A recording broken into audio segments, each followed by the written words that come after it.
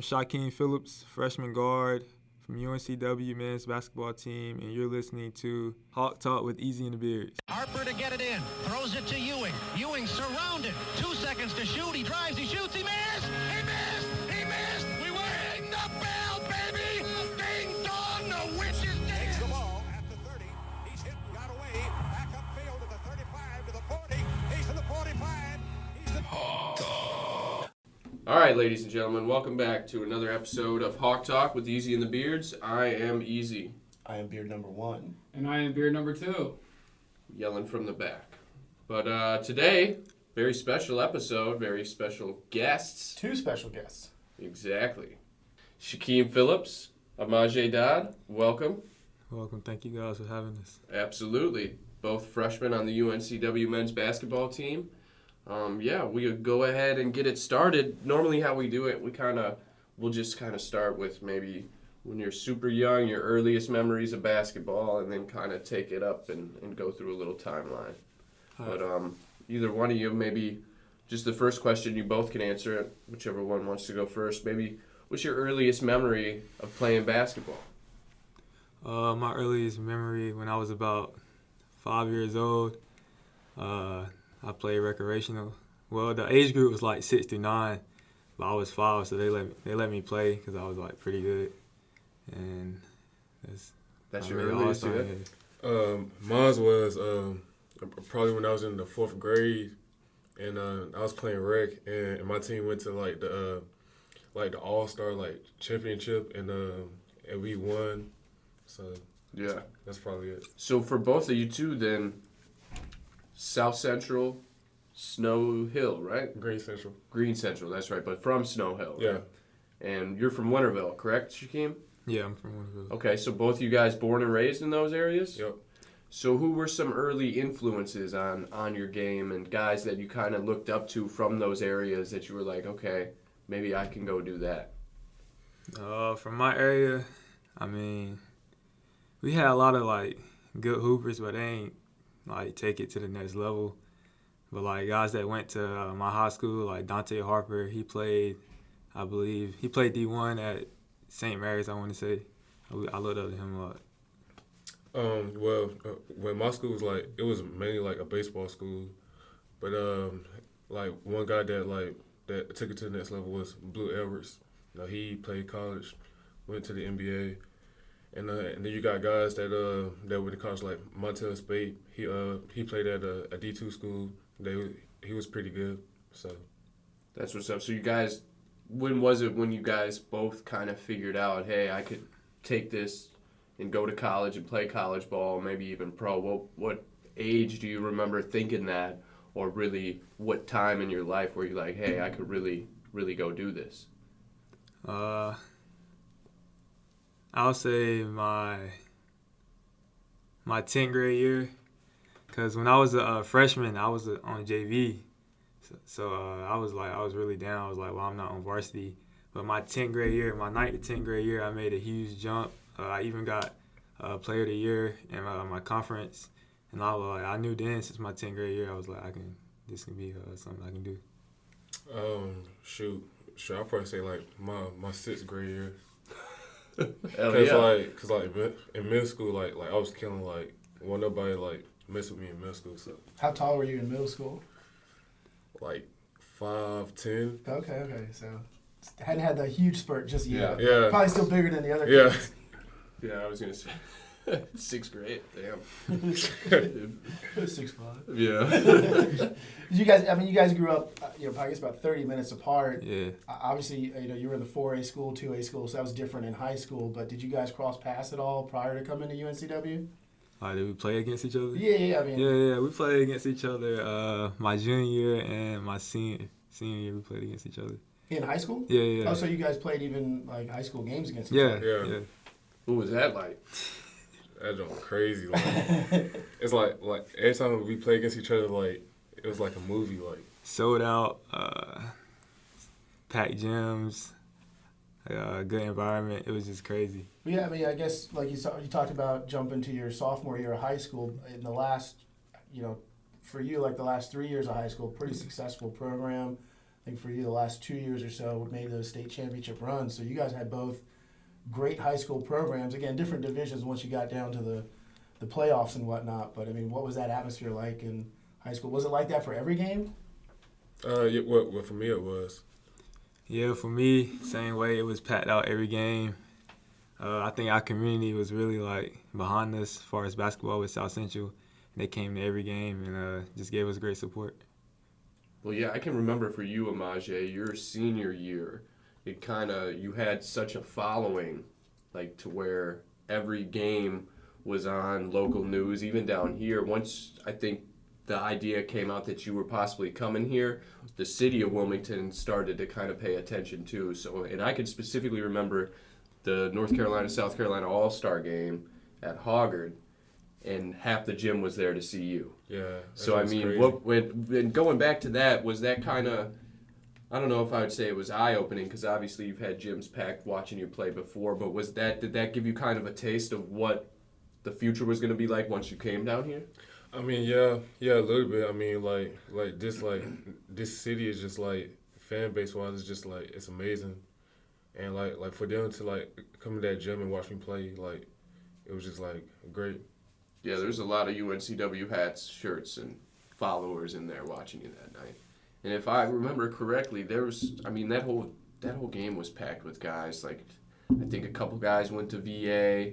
Yeah. A few guys one guy went to Penn State. The names I'm thinking of, though, off the top of my head, and guys, I'm not sure if you played against him in high school, but James McCoy? Justin McCoy. Is that somebody you played against in high school, too? Yeah, we played against each other my junior year. That's what's up. And then for you, Shykeim, then kind of going into the end of your high school careers, right? What was that recruiting process like? Because I know you, like you said, you were probably kind of getting looks and talked to probably, I would think, as a freshman, sophomore even. But for you, your recruiting process seemed like it was a little different, right? Yeah. What was that experience like for you? Like you said, it came in later in my high school career. I think I started getting looks around my junior year. And, like, it was crazy. My first offer was Old Dominion, and then, like, right after that offer it was ECU. And just since then, like, I was getting, like, a lot of offers from in-state mid-major schools. How about you, Imajae? What was the earliest you can remember a college coach or assistant or recruiter talking to you and your family? My first offer was like my freshman year. It was like going to my sophomore year, but like the end of my freshman year, and that was from like Tulane. So, what was that experience like? Were you excited, but at the same time, were you like, well, Tulane, I don't know if I'm gonna go all the way there. New Orleans, bro. Yeah. Yeah. Well, but I mean, just Yeah. for you, I know, obviously the way it ended, both of you guys, your families are able to come see you consistently. If you end up in Tulane, that might be a more difficult transportation thing to where your family might not be able to see you in every home game. Was that something in the beginning when you were going through the recruiting process where you were like, okay, let's just wait till these state stools start coming and let's try to do it that way? Or were you kind of thinking about going out of state? Well, back then, like I was just happy like to get an offer, and then like as soon as that offer came, like a bunch more offers like started coming. So I mean, like I wasn't really like thinking of whether I wanted to go out of state or like stay in state. So it was kind of whatever. Yeah, it was like whatever. When it comes, it comes. So what was that process like then for you? I know obviously, like you said, sophomore year you start getting looks. So then as you progress through your high school career, talk to us about when UNCW kind of gets in the picture. This school came in like the end of my junior year, and like they started to show like strong interest in me, and like last year like they like started to come to like a whole lot of like home games. Like McGrath was calling my phone like every couple days. So. For sure, because we're looking back to, I think, honestly, you're probably one of the bigger recruits that have come through here in recent memory, at least from what I can remember. And then for you, Shykeim, when UNCW gets into the picture, because I feel like for you, UNCW was kind of one of the last offers you got, right? Mine was a little crazy story. Honestly, I wasn't really, they wasn't really recruiting me towards the end of my high school season, and Coach Burke, he texted me. He called me one night, and he was just telling me how they looking for a guard, a high school guard. They was looking for a JUCO guard, but they had a staff meeting and they want a high school guard. So he next week he asked me did I want to come to a workout, and at first I was like, nah, I don't really want to come to a workout. Then I talked to my parents and I went, and it was a really successful workout. So Coach McGrath offered me right after the workout. And I was like, I mean, when I came and visited, I liked the campus, the players, the teammates. It's a good fan base, and it's an in-state school, and it's only about like 2 hours away from my home. So with all that, I just made I thought this was the best decision for me. So prior to UNCW getting in the picture late there, where were you headed? Honestly, I took an official visit to Towson, and I was looking towards that way, Towson, ECU, and Elon. That was like my top three. And and then that's when they offered, and I thought this was the best situation for sure. me. Yeah, I know everybody's glad to have both of you. So I mean, Imajae, you talked about maybe the location wasn't that important to you, maybe at least at first when schools were offering you. You know, what ultimately sold you on UNCW? I'm sure the location played a factor, but what else was it? I mean, like when McGrath was like talking to me, like he just made me feel like I was like at home. So like this school just gave me like the big family vibes. So was that something that you were kind of looking for too with the school, like wanting to be part of something that was kind of had a family atmosphere? Yeah, cause I mean like I didn't want to go like away and I don't know nobody, and like McGrath just kind of like played like a big role in that, like making sure like I felt like I was at home. For sure. Some of the other schools, you don't have to name names, but like, was it more? Did it feel more like a business or something like that, where you were just kind of being processed or something like that? Whereas more here, you're like you said, family. I mean, yeah, like most schools, like it is a business, but like McGrath like made it like feel like more of like like I'm part of like a family. So. Well, you won't name names, but Charlotte, right? UNC Charlotte, Coastal. I mean, like they like both of those schools, like they're great programs, but I'm not saying you got to bash them or anything. I'm just saying offers that you had from some of those some of those bigger schools, like ECU. Was Indiana State one as well? Yeah. Okay. And then for you, Shykeim, you said Elon and Towson. So you end up at UNCW, a rival of Towson's, right? And Elon. And Elon. Yeah, exactly. Which Elon's a relatively newer member of the conference, though, right? And they had a coaching change too. You wave it scary on Towson when. Yeah. Yeah. So, but that's gotta feel kind of good for you, though, knowing that those schools that wanted you, now you're able to compete against them and show them, hey, this is the type of player I am. Yeah. So is that something that you kind of, in the back of your mind, is like you're going even harder when you play a Towson or an Elon? Like, is that... I mean, nah, I wouldn't say that's in my mind. I think I go out every game trying to compete. But, I mean, yeah. I mean, I'm definitely trying to show them, like, this is what y'all could have had or something like that. But. For sure. Well, so let's talk. We're talking about UNCW now. So you guys, you have pretty great high school careers. When do you finally step foot on campus? Do you join in the summer session then? Yeah. I came in the summer. Summer 2?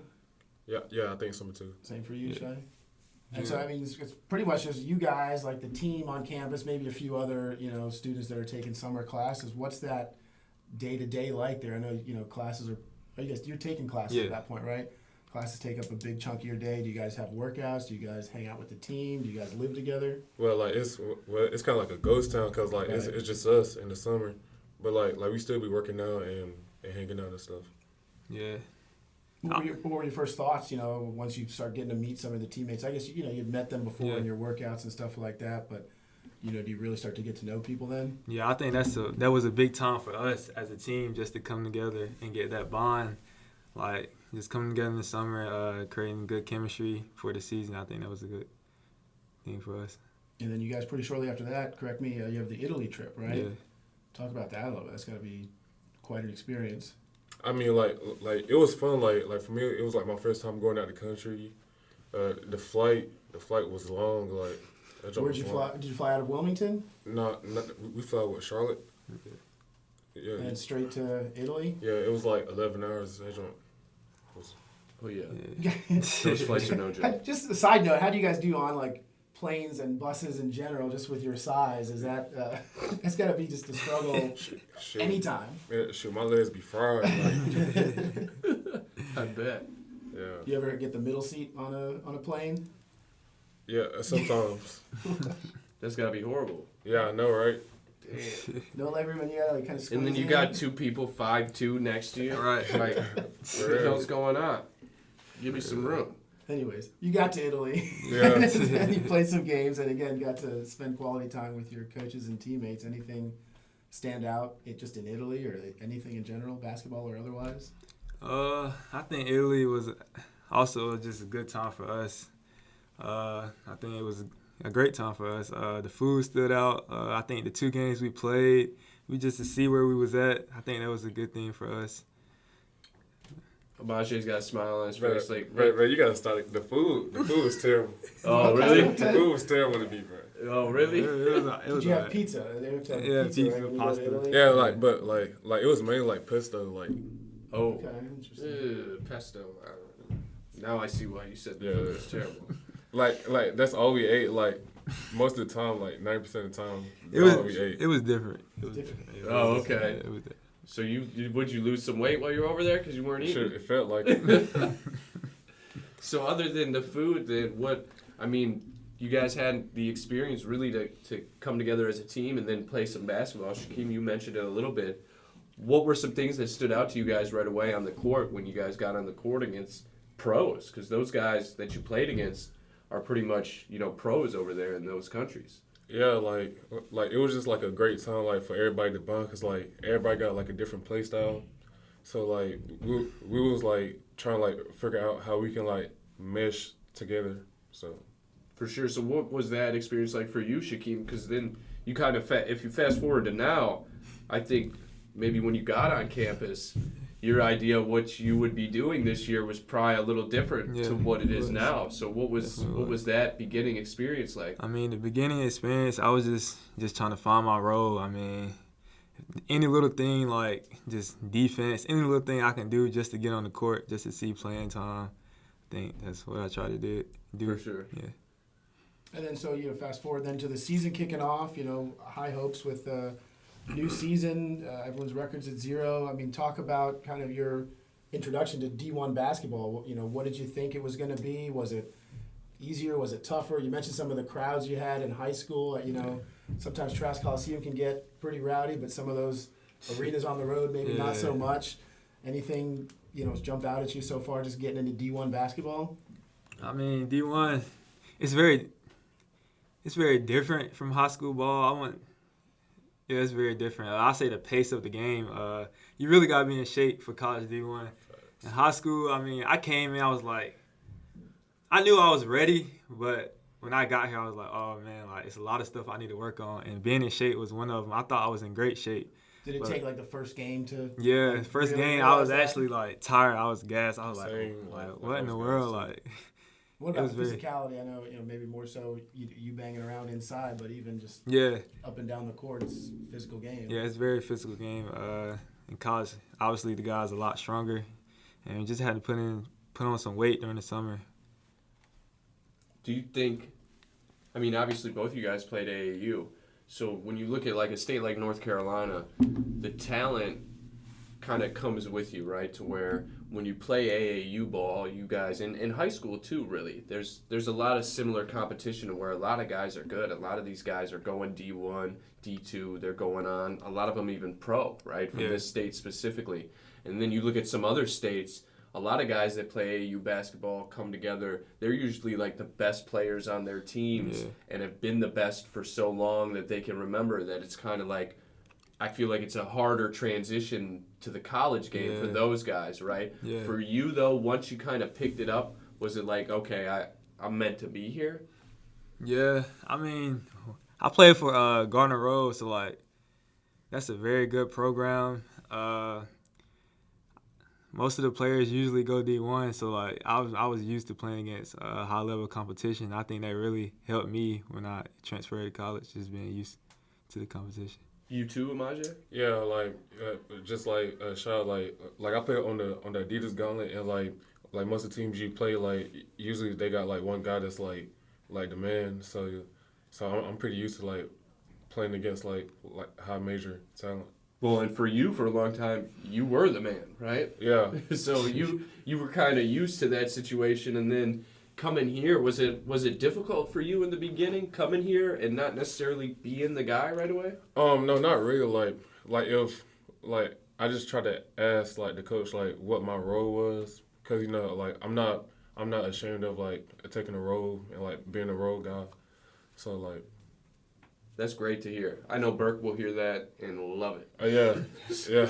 So I mean, but that's good though. And then too, your age, being able to kind of come in young and be able to mature and understand that and kind of grow as a player. Do you think ultimately that's only going to help you in the long run? Yeah, like I feel like it'll help me as I continue like to grow and play. For you too, Shykeim? Yeah.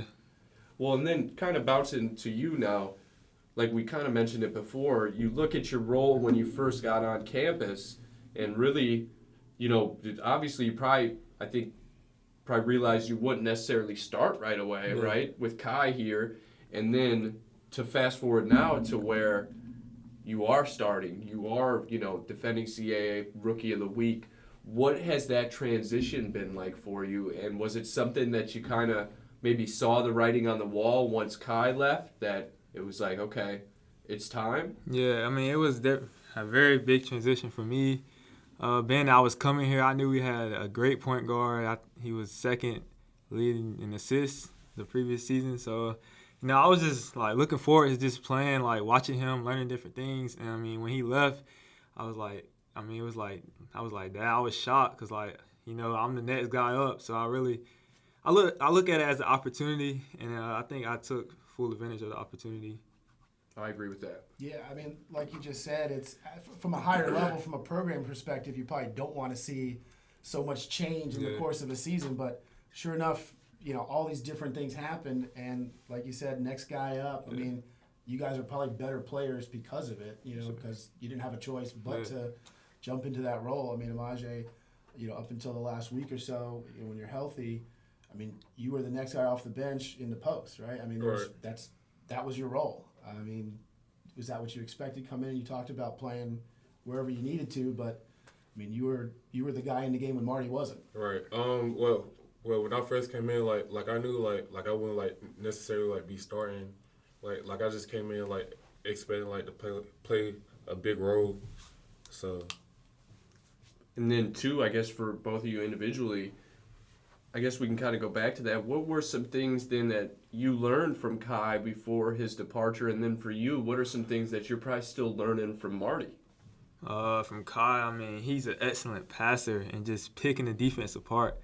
And a good pick and roll guy. And I'm still trying to just learn watching film. Even watching film when he was still here, like watching some of his highlights, how he picked the game out. I think that's really helping me.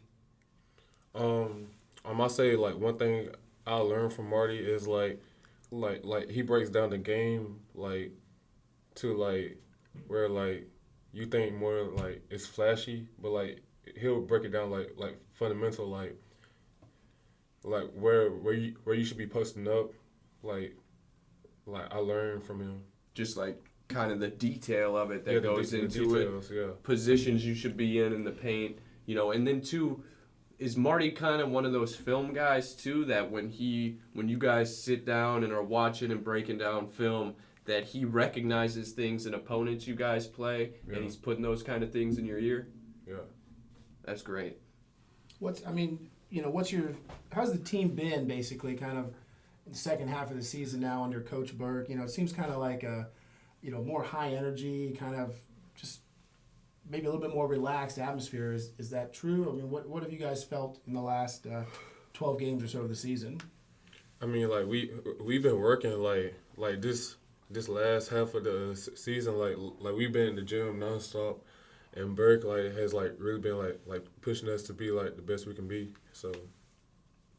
Was it kind of like almost like a night and day switch from before? What was, again, don't want to talk bad about anything or anyone or anything like that, but what was the kind of the emotion, the atmosphere, the weeks before that?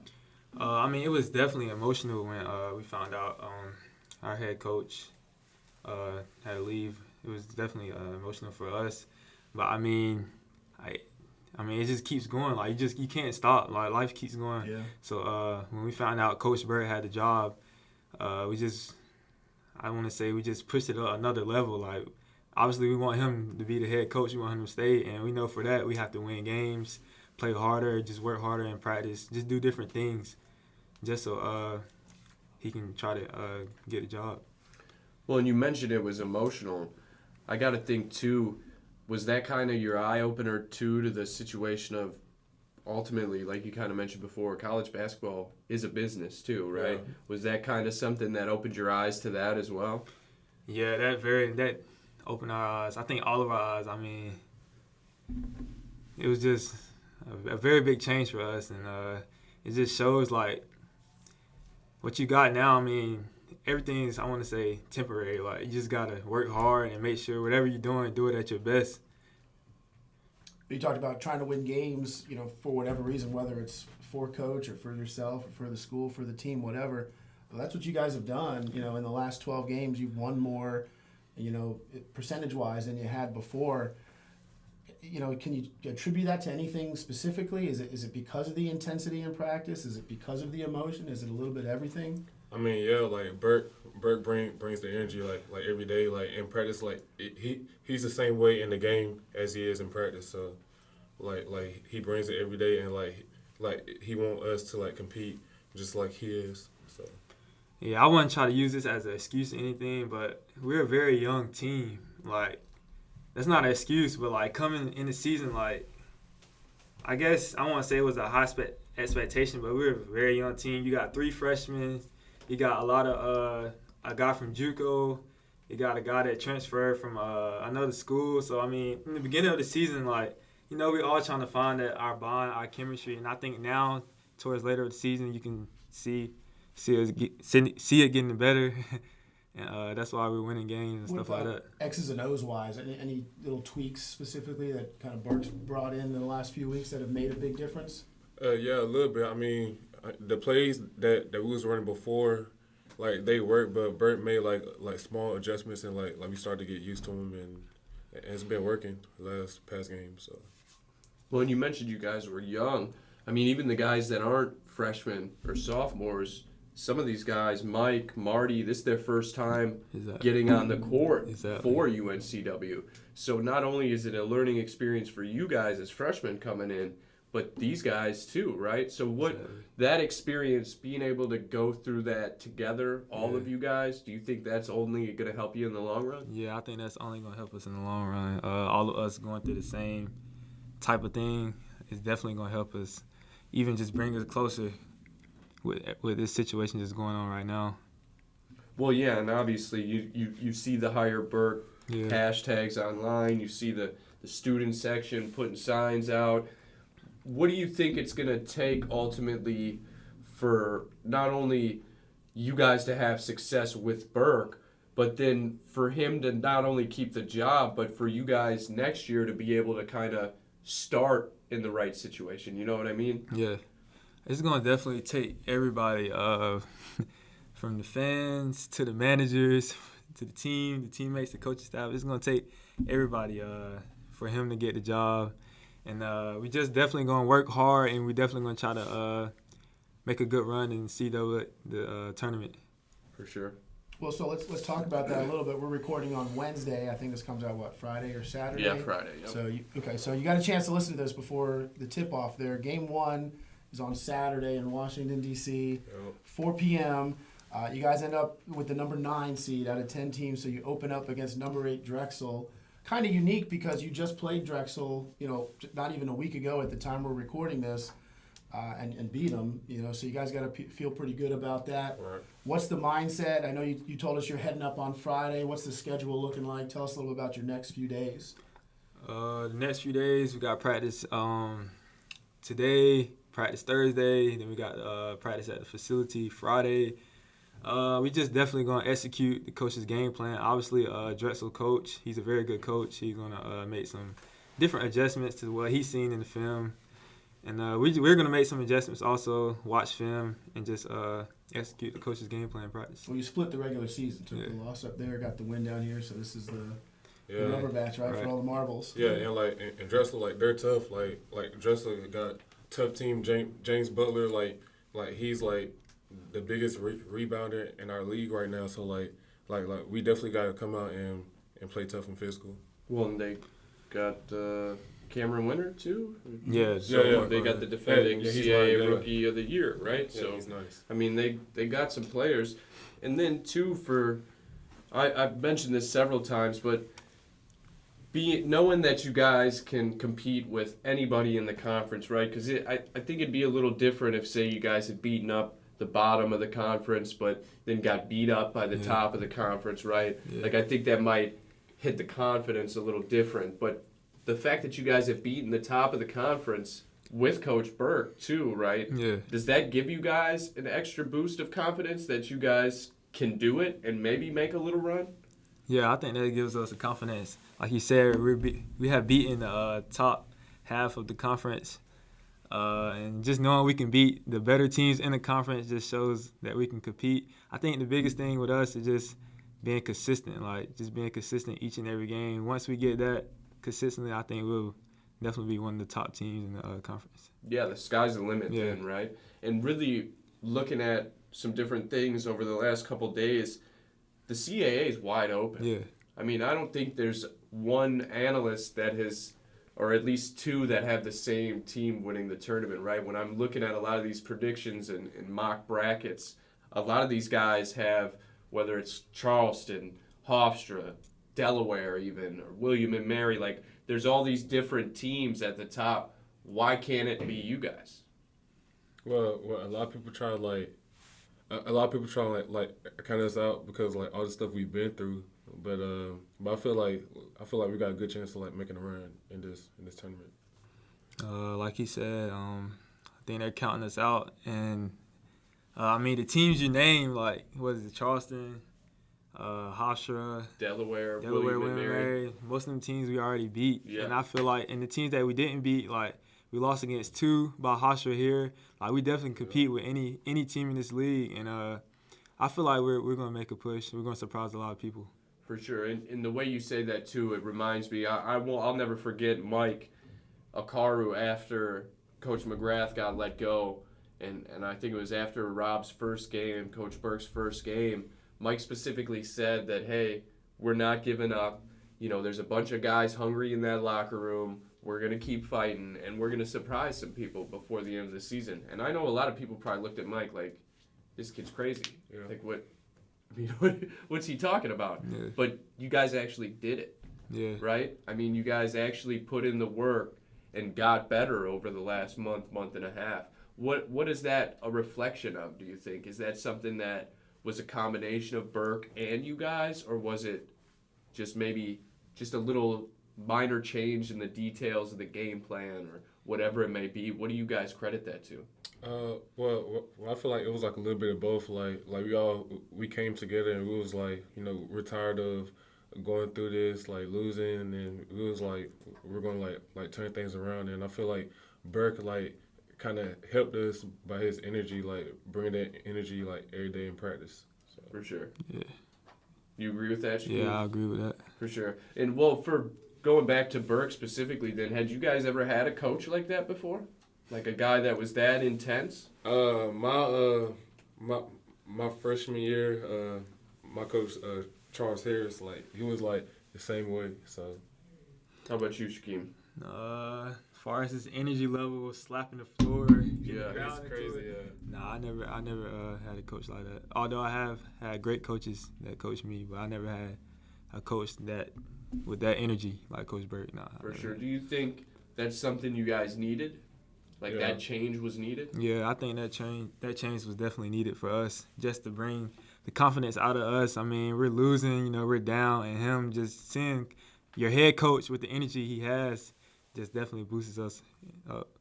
Well, and one thing I've noticed about most of you guys are, most of you that I've met are kind of quiet guys. You guys aren't loud. You guys kind of let your play on the court and let that speak for itself, right? So was it kind of just, I don't know, maybe a little eye-opening, or maybe at first kind of caught you off guard when you see your head coach with this kind of energy and you guys are more kind of chill, laid back? Like, was it something that kind of woke you up right away? Yeah, that definitely woke us up.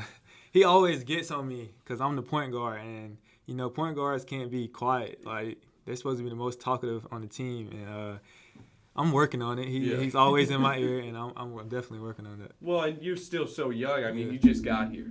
So, and I think how you've developed over your freshman year, and you as well, Imajae, is, I think, a testament to what Rob brings to this program, right? Because for a lot of people would say you guys could have just backed out and quit on the season and been like, forget it. Right. But Burke takes over. It's like it unlocks this whole new level in your game to where now, okay, who are we and what are we going to do? Exactly. That just shows, like, we're down. I mean, we're down in the season, we're losing, and then we get a coaching change, and y'all see it, like, it's just a whole different team. Like, I mean, then plus, like we can be down like 50, and like Burke, like, he's still yelling, he's still like bringing that energy, like. No, you're right about that. I mean, that man sweats through sports jackets. Yeah, I know he's getting down on that sideline. Have you ever seen him, not so much in the game or whatever, without that energy? Like early morning or late night, nothing? No, he's always 100%. Yeah, he's always like that. Always. Like in the movie theater? like I'm talking about like off the court, like he's still like yelling, bringing that energy. Like he's always like that. Coach Burke definitely the guy for the job. Yeah, that's funny. He's from what I can tell, he is always like that. And I think that's for guys like you that are younger. If he wasn't like that all the time, would it kind of come off fake? Yeah. Yeah. That's kind of my thought on it too. Is that if he's like that 24/7 or like that on the court, off the court, he's not like that. Then it's kind of like, well, what are you putting on a show or what? But to maintain that, to me, is a true testament to his personality and the type of guy he really is. Because in conversations I had with his friends and even his wife, she says he's like that 24/7. So, I mean, it's something I think that has started to wear off on you guys and kind of rub off on you guys, is the fact that now this newfound energy is something we see from you guys on the court. Yeah.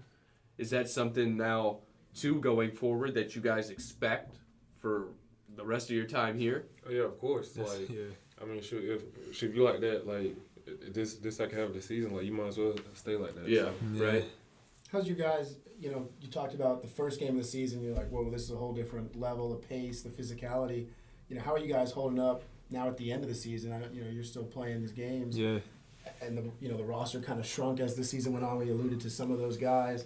You know, so you're probably playing more minutes than you thought you would. You know, how those bodies holding up?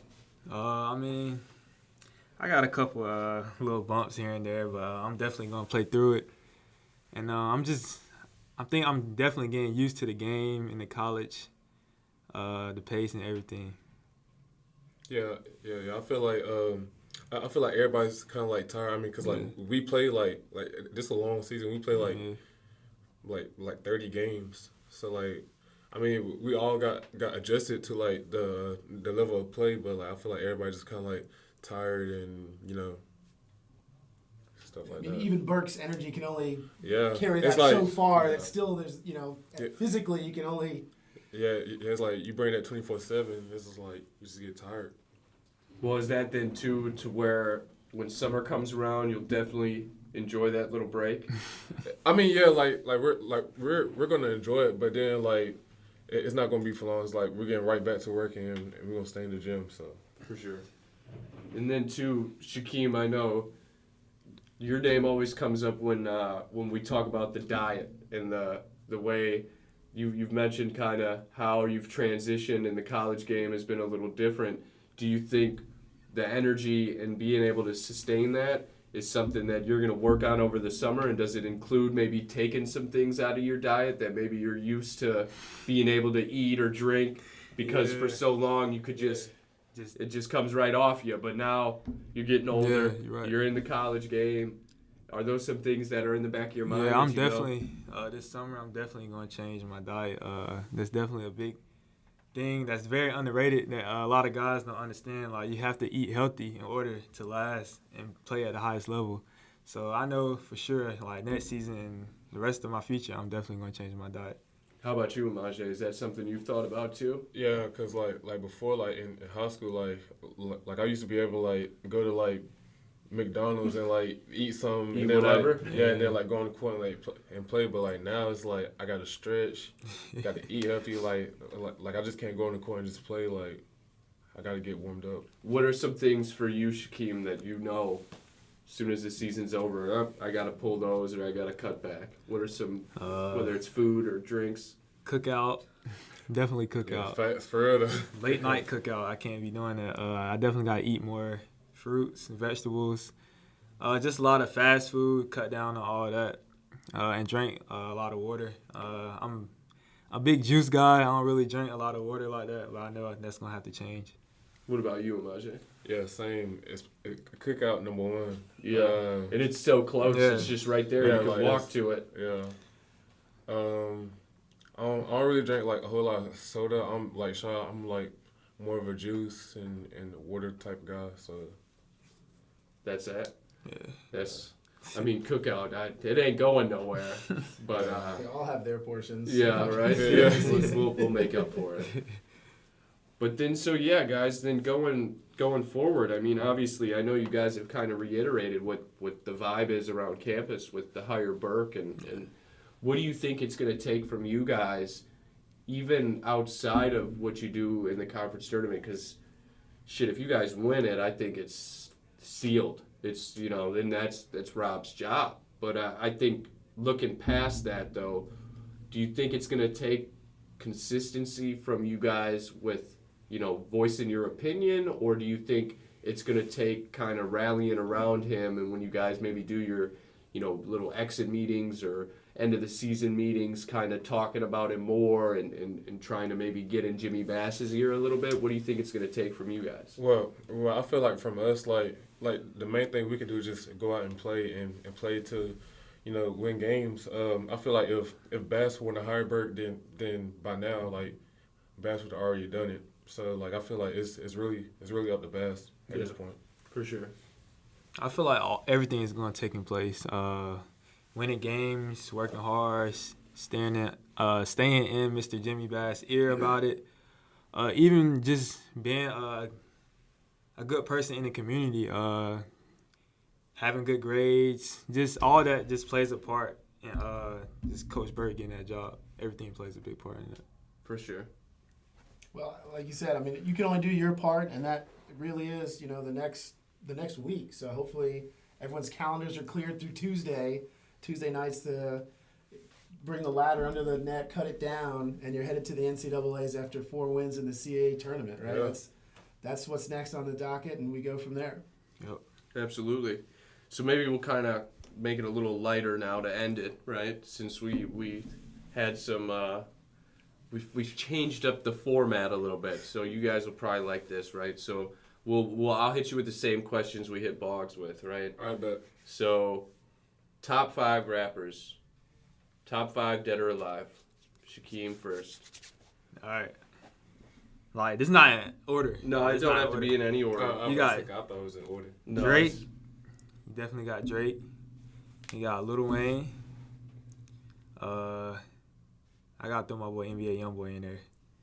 I was gonna say young boy. Tupac and Eminem. All right. See, now there's people over 25 that will hear that list and be like, all right. How about you, Imajae? Lil Uzi. Stunner for Vegas. Oh my gosh. Mick Mill. Lil Wayne. And Biggie. All right. At least we got Tupac and Biggie. Yeah, all right. I'll give y'all both credit for that. I feel like Shykeim I feel like you were in the back of your mind, like, I cannot say no crazy shit. Like Nah, good. I have to say, But like it's like it's hard to like put like 5 rappers. Yeah. Like, cause like it's so many like good rappers out there. Like well, all right then too. So what is one track y'all are listening to consistently right now? Like that you got on repeat, or that you're like every time it comes on, you're turning it up, or you're starting it over. Lil Baby and Gunna. For me, definitely that new NBA YoungBoy album and G Herbo.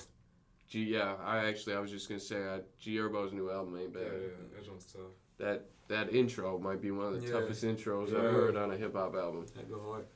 But all right then. So how about movies? We can go top 5 if you want, or if you can't, yeah, y'all come up with 5. What's your top 5 movies? I got Friday After Next. Wait, not We got next 2 Friday? Fridays. Yeah, We got not 2 next Fridays. Friday. Next That's Friday. the best one. Yeah, it is. Yeah, throw Next Friday in there. Thunderstruck and Fast and Furious. All right, that ain't bad. Thunderstruck. Now that's something probably when you were young. Yeah, Yeah, have you seen that? Yeah, with Durant, right? Yeah, Yes, yeah. okay, yeah. I love that movie. Yeah. How about you, Imajae? I got Friday, Above the Rim. Trying to think of 5 movies. I only got 2 right now. That's all right. And what's a movie y'all have seen? What's the last movie y'all saw that y'all are like, that's really good? Shoot, Bad Boys 3. It Yeah, wasn't I'll say bad. that. Bad Boys 3. Yeah, that was pretty good actually. I know a lot of people didn't like it because, they're older now or Yeah. whatever. But to me, it's just that's where the story had to go. Right. I mean, it's like they ain't running around like they're in their 20s anymore. For real. It done got old. All right, so restaurants around Wilmington. I know y'all had already mentioned Cookout, so we'll stop shouting them out. But what other than Cookout? What are some of your go-to spots in Wilmington? You got Casey's. Y'all, Yes, y'all you like do. that? Oh yeah. Oh, yeah. That's a good one. Yeah. You might have to cut that out too. Yeah, before- for real though. It's so tough to resist those buffets. And Oh, man. You always got to get your money's worth. Well, and you can just like live one. They have that one day, that Yeah. cheat day, Right. and just go sit in that place for like 6 hours. Fuck all that. Like, You got Hibachi Bistro, El Cerro, Okami's. Oh, this soul food spot called Nippy's. It's tough. down here? It's like downtown. Really? I don't think Yeah. I've heard of that. Yeah, it's like a soul food spot. It's called Nippy's. Yeah, I'm gonna have to check that out. it's tough. Well, I appreciate that mention because I'm always down for a new spot. What other restaurants for you then? Little spots that you gotta go to every once in a while. Probably Okami's. That's about it. All right. Any other sideline wild questions? Jordan? Come on, y'all, hit us with What's something. that new That Way, a little Uzi? Oh yeah, like anything Lil Uzi put out, like I think it's tough. What was your reaction hearing the Backstreet Boys sample? It's different. It's very different. But I feel like right now, like Lil Uzi's like the best rapper out in the game. Like, No.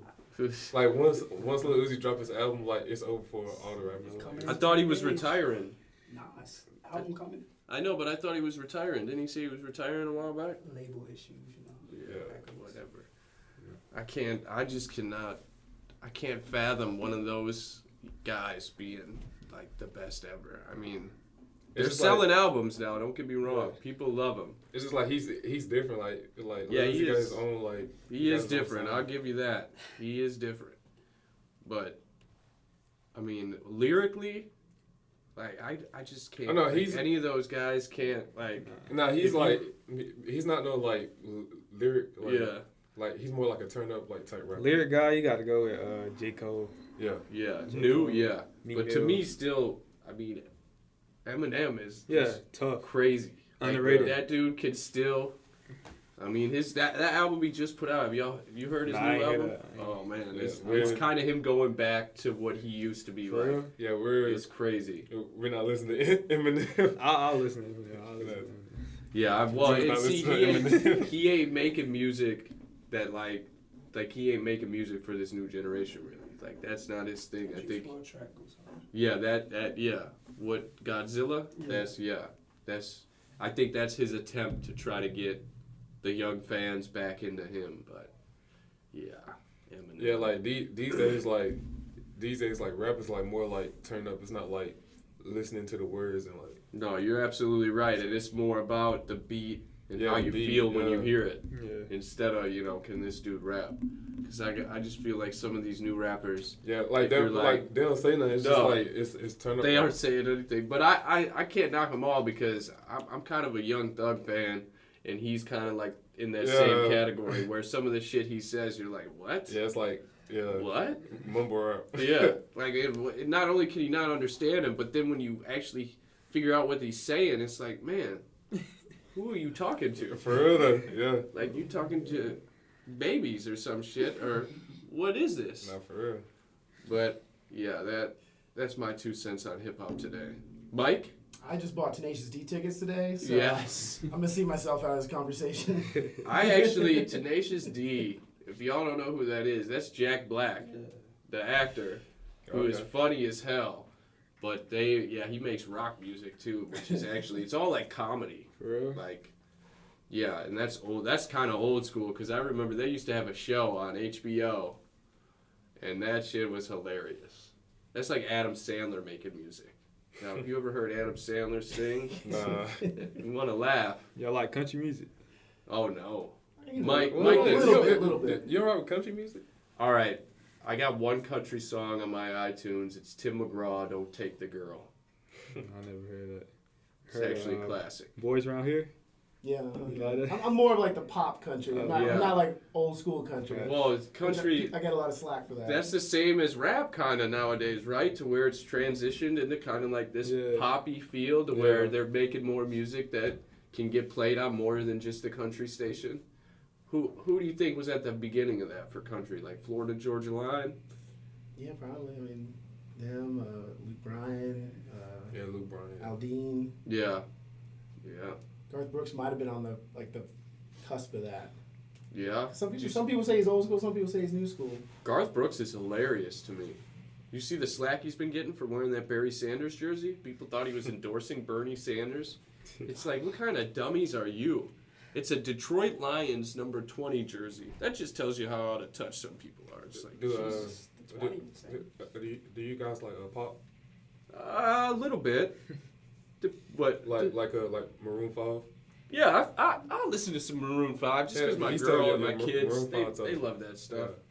Like, my son's really into Ed Sheeran. Yeah, Like- Ed Sheeran, yeah. Yeah, I like- like Ed Sheeran. He's tough. See, I think we got you excited about the music conversation like- because you mentioned the country. Yeah, like Are you into country? Yes, I like country music. Oh, wow. All right. I like all types of music. That's what's up. All right. You're going to have people shouting you some country music sent your way now Yeah. after this podcast comes out. Yeah. That's what's up, though. Yeah, I would not have. Well, no. Where you're from is a little country, right? Yeah. Yeah. It's country. Just yeah. a little. Just a little? Yeah. Yeah, Green County is like country. Where are you from? Kind of in the country too, or A little bit. a little bit, but Sorry, not as quiet? That's quite. Yeah, my girl's from the country out in the middle of nowhere. You're in between Greenville and Yeah. Goldsboro, right? Yeah. Greenville and Goldsboro, and you're in the middle. Yeah. between Yeah. those. Okay. Yeah. Well, I've always thought too, like North Carolina has like those 4 or 5 hubs, and then everything in between that's country to me. But It's not inaccurate. yeah, I mean, but I think country too. Like some people don't consider Wilmington country, and it's like to me, you go 10 minutes in any direction, you're approaching country. Yeah, well, it's like a mix. Had y'all ever been down here before y'all came to school? Like we're Well, besides the game that I played in down here, that was my first time coming down here. Nah, not really. well, and for you guys, if you're close to Greenville, when you go to the beach, y'all go that way, right? Yeah. Yeah. See, that was always something that was interesting to me. Like when I lived out in Fayetteville and lived out there, and when I was stationed out that way, people would go to Myrtle Beach before they would come here. And it always was just crazy to me, but then come to find out it was literally a faster trip to Myrtle Beach from that area than here because we're so far east. All right. which was just mind-boggling to me. Like, I didn't understand it. Why the hell are you going into a different state to go to the beach? There's beaches here. Right.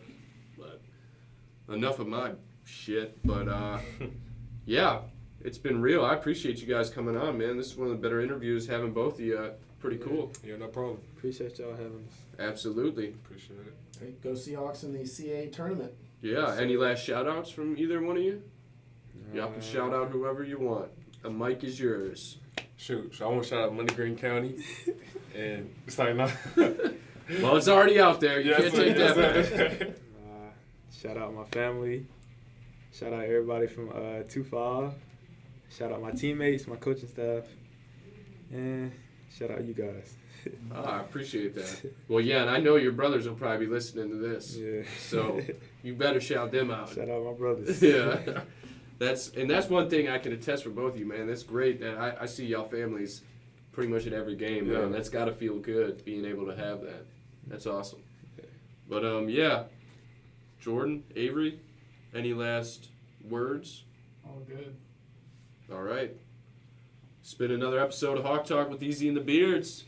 Thank you, Shykeim Phillips and Imajae Dodd. It's been real. Appreciate it. Oh. Thanks for tuning in, ladies and gentlemen. And don't forget to check out our other Hawkstream episodes and our other Hawkstream podcasts, like the Military Podcast, or Talk Hollywood to Me, or Let's Get Koozie, or if you want to check out some music from around the area, Music at the Dub.